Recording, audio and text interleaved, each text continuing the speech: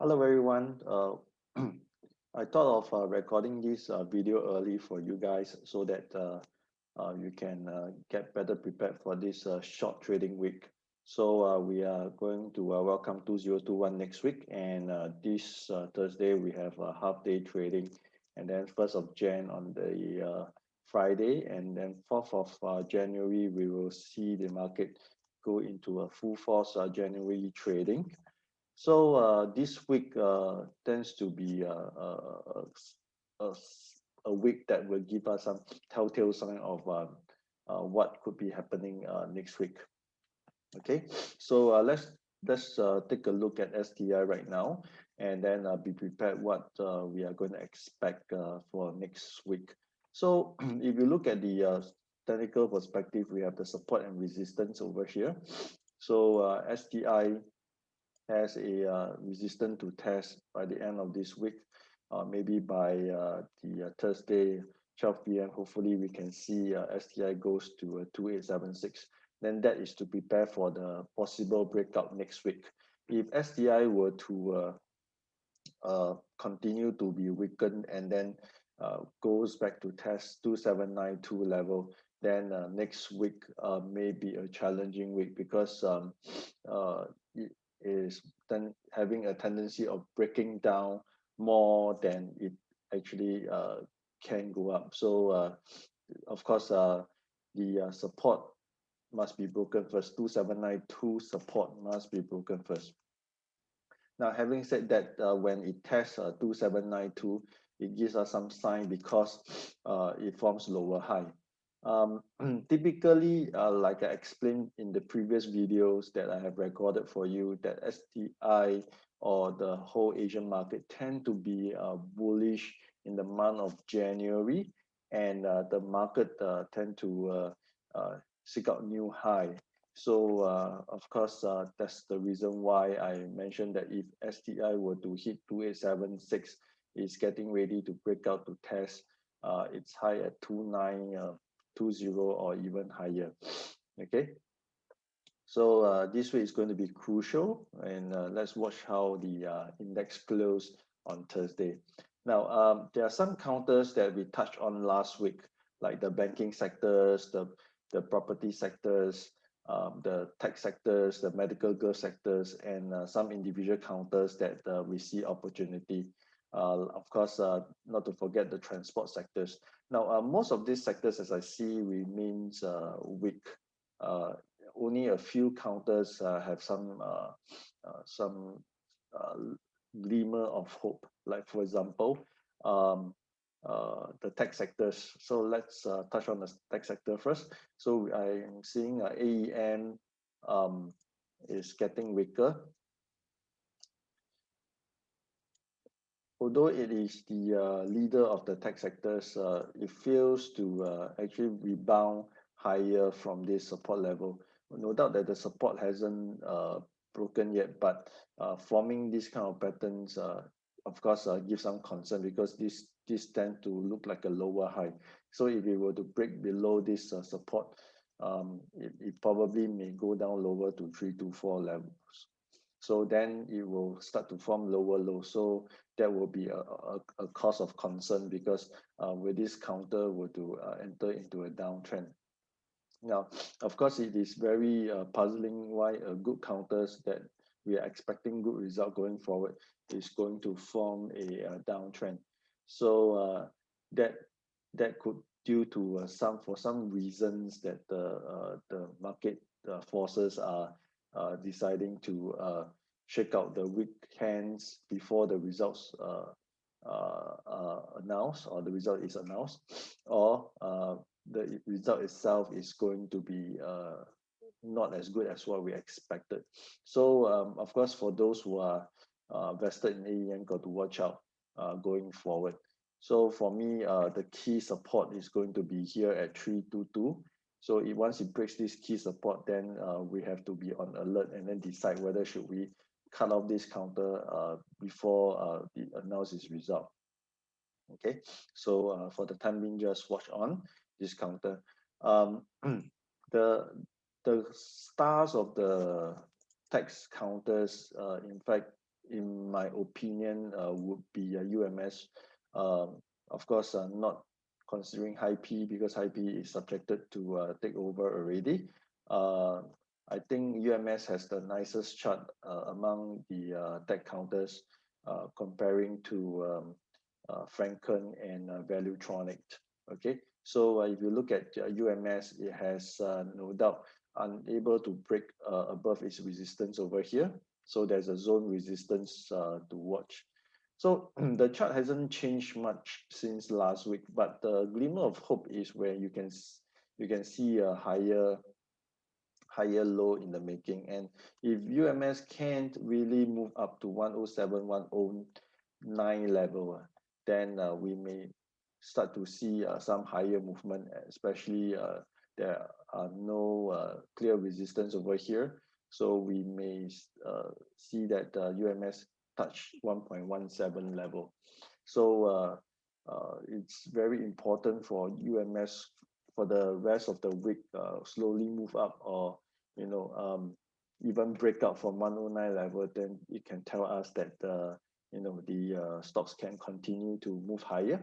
Of course, very importantly, you should also take note that if you move up with volume start to surge up above 4.61 million, it may be a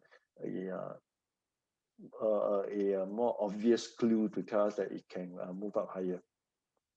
Okay, so out of the tech counters, Ventures, AMM, sorry, Ventures, AEM, Valuetronics, Franken, UMS, I favor more on UMS, but I'll be watching how it develops going forward. Okay, and let's look at these banking sectors. Now, out of the three banks, I actually like the OCBC charts better because OCBC chart is trading just slightly above its 20-day MA, and that actually gives us a sign that it may possibly go back up and test 1023 level, while DBS and UOB are struggling below its 20-day MA. So you can see UOB over here and DBS over here. So so we can see that the OCBC in fact has a better chart. So if OCBC goes back and tests 1023, we may see some more positive action from this counter, a higher price possibly moving forward. So watch out for OCBC. Keppel Corp, let's move on to the oil and gas counters. Keppel Corp, as I mentioned last week, expected to test resistance, and indeed it goes back up to 542 level, test its resistance, but today start to have a slight profit taking on a light volume. So Keppel Corp, most important level to test is 5.47, and it must break up 5.47 in order to continue to move up higher. Now, if you look at the indicator over here, MACD lines are not showing strength as yet. No doubt the price are moving up, but MACDs are not moving up as high as what we would like, or turn positive as we would like. So if Keppel Corp were to fail to break out from 5.47 level, we do expect more consolidation. So as of now, Akang Datang waiting for it to test 547 and break out for it. If not, then probably we have to wait until next year, and by then it may be down to 20-day MA again, going to a further consolidation with a further Bollinger Squeeze before it can break out further. Okay, now talking about the oil and gas, of course, we just going through counters that are related, like for example Sembcorp Marine. Of course, today we see some rebound, and it is rebounding off a very important support level. Now, a lot of people ask me when to buy Sembcorp, especially when Sembcorp in the Marine is over here.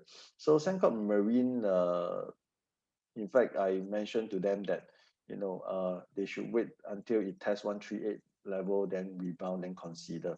So it has actually rebounded today, Stochastics are trying to move up from oversold, and this counter is just purely trading, or if you really harbor some hope on M&A action on this counter, you really have to wait a little bit longer, because next year, we're not sure whether the market is going to take action as of yet.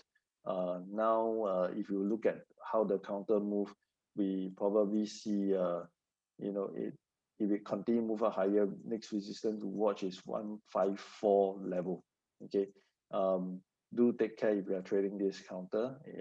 It tend to swing up and down quite vigorously. Um,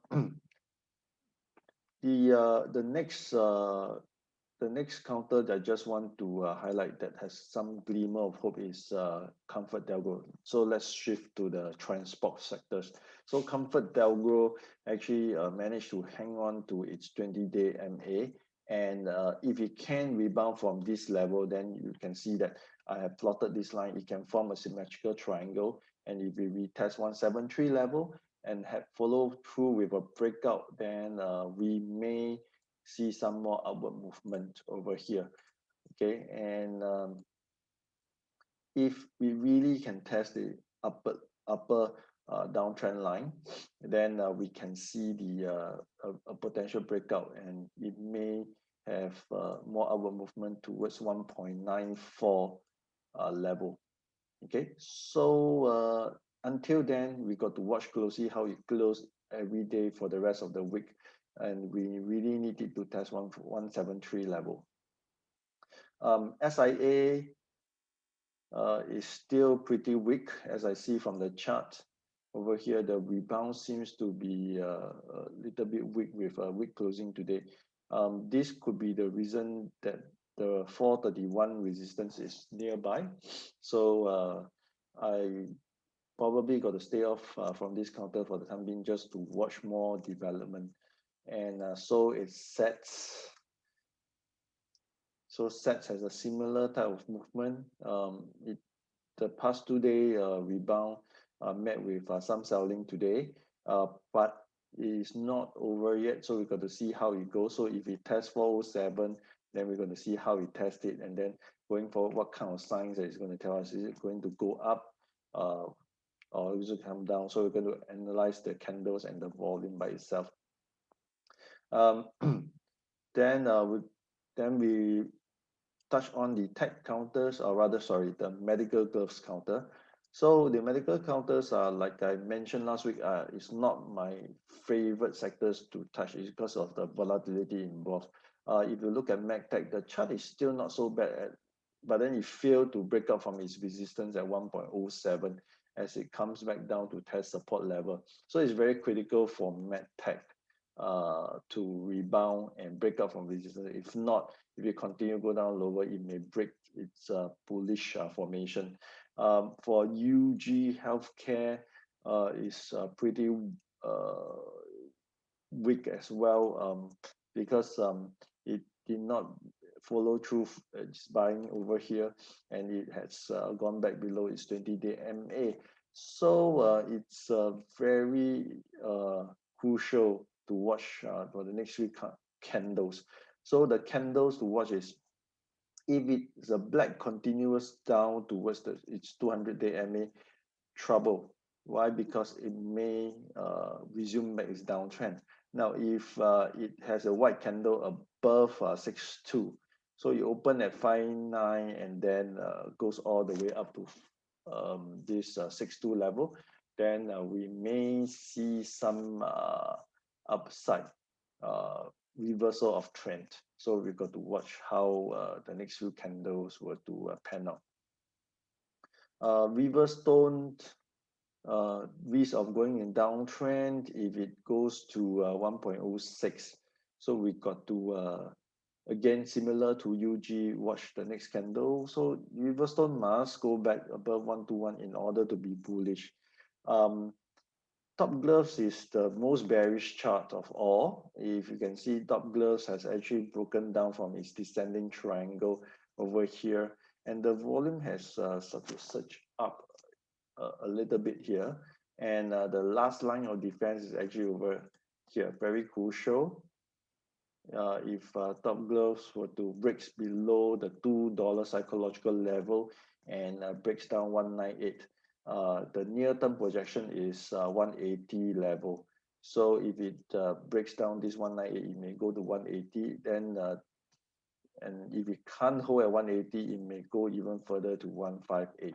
So if you look at the chart, it doesn't favor a long for now. So like I say, if you are really interested in this counter, got to watch out your position. So see any sign of selling, better, get rid of it. Okay. Just to touch on a little bit on counters that I actually mentioned last week, like Wilma. I mentioned that we see a shooting star. We need a black candle confirmation, but the next day actually is a white, and it's a long white above the shooting star. So meaning to say this shooting star has been negated, and then it continue to go higher. So seems like there's no end to the upside for Wilma, but today forms a hanging man. So again, you need a black candle confirmation to see a potential retracement back to its support level. So it's key support level now, it's 4.43. Why? Because this is a crucial reversal point for it to form its uptrend, where this is going to be potentially the next higher low. So for Wilma, for those who are holding this counter, if there's no black candle, you can continue to hold on to this counter. Okay, so finally, I just want to touch on two counters that are interesting. Yang Zijiang, I think I mentioned last week. So if you look at Yang Zijiang, it actually had a very crucial support here. It broke down. So I mentioned that there's no reason for this counter to break down. Why? Because it just announced contract win, and then it shouldn't be going down lower. So the good thing is today it actually rebounded. So tomorrow you like to see it goes to 95, close above 95, then retest back 985. Then we may see more upward movement. MACD and stochastic are showing some sign of positive action. So tomorrow closing is very important. So this is a rebound off from the low, and then to retest resistance level at 985, crucial. Okay, and the next counter that I want to highlight is COSCO Ship Singapore. So today it had a very strong rally, and the volume is very high. It's tremendous. It's nice. In the past, COSCO tend to fail on its chart formation, especially the flag patterns or ascending triangle or whatever formation it forms after the strong rally like this. Okay, so just to show you some example, like it had this so-called flag formation over here. You can see here, this flag formation tend to fail, right? Or it had failed in the past, and then after that it tend to rally up, and then sell down with light volume, and killing you softly all the way back to where it had begun its run. So so this time around, would it be something different? If you were to look at the chart over here, its resistance at 285. So today it tested and closed at the resistance. If you look at the low itself, it's actually higher. So this low is higher than this low. So I can connect these two low together. And of course, I can do a projections here. If it can break out above its 285 resistance, actually this is a breakout from the ascending triangle, and the next target level will be 335. Okay, so for those who are interested to have some trades, of course, don't try to think that you will strike rich with COSCO Corp, but some decent trade will be permissible. Okay, so we like to see a breakout from its resistance, and especially when there's a surge in volume higher than today's buying. Today's volume tops at 18 million. So if we can close higher than 18 million with price higher, and 285, 29 or 295, we may see more upward movement. Okay, so Costco interesting, but position sizing is very important. So just to sum up, so some of the interesting counter to look out for tomorrow: UMS, okay, and then we have Comfort Delgro. We want it to rebound from its support level to test 173. Then we have this Costco Cup, okay, and Yang Zijiang, right? Yang Zijiang, very importantly, tomorrow must close above 95. And last but not least, I forgot to mention about this counter. It's actually the property sector, CityDev. It actually have rebounded from the low, from its from its MA support. Okay, as I mentioned in my email before. Okay, so for those who have been reading the emails, will know that I've actually posted CD development, and we have it testing its resistance. So it sort of like keeping its uptrend intact for now, and we need a breakout. So if we can break out above its 810 resistance now, and hit above 820, we may see more upward movement accentuate towards 850, 850 or 848 level. Okay, so with this, I hope that we have a good week ahead, and then have a good year in 2021. Have a happy new year, and stay healthy, stay safe. Okay, good day and good night.